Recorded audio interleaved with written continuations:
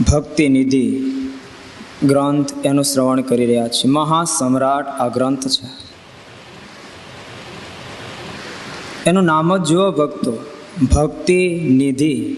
નિધિ એટલે ખજાનો।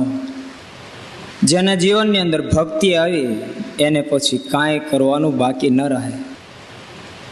એટલા વાસ્તે મહારાજ એવું કીધું વચનામૃતમાં, ભક્તિ છે સ્વયંઅંગી છે, ધર્મ જ્ઞાન અને વૈરાગ્ય એ ભક્તિના અંગ છે।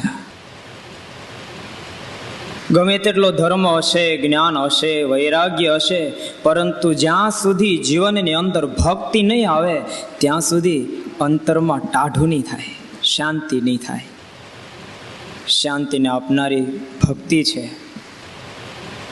જે ભક્તિનું બળ કેમ વૃદ્ધિ પામે, એ પરમાત્માના સ્વરૂપની અંદર ચિત્ત કેમ ચોંટી જાય, મન કેમ એ પરમાત્માના ઘાટ કરે, સંકલ્પ કરે, એના વાસ્તે આપણે 9 દિવસથી આ ભક્તિ નિધિ નામનો ગ્રંથ શ્રવણ કરીએ છીએ।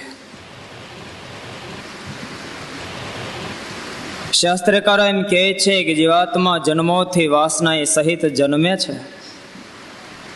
બહુ વિચારો તો ભક્તો લાગે, કરોડો જન્મ સુધી જો વાસના ન ટળતી હોય તો આ ફેરી કેમ ટળશે?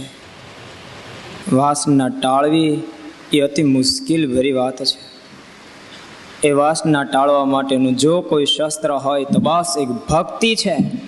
ભક્તિ સિવાય અન્ય કોઈ સાધનમાં તાકાત નથી કે જીવાત્માના હૃદયની અંદર ભરેલ જન્માંતરોનો મેલ એને ધોઈને સાફ કરી શકે। એક ભક્તિ, ભક્તિ રૂપી શસ્ત્ર માનવ જ્યારે અજમાવે છે ત્યારે પછી તાકાત નથી વાસનાની એની સામે ટકી શકે। ભક્તો, વાસનાને ટાળવી હોય તો સામે વાસના જોઈએ। ઝેર ઉતારવા માટે સામે ઝેરની જરૂર પડે। નાક કરડ્યો હોય તો ડૉક્ટર એને ઝેરનું ઇન્જેક્શન દે તો જ એનું ઝેર ઉતરે। આપણને કરોડો જન્મથી વાસના રૂપી ઝેર વળગેલું છે, એને જો ટાળવું હોય ને તો સામે વાસના જોઈએ। અને કઈ વાસના?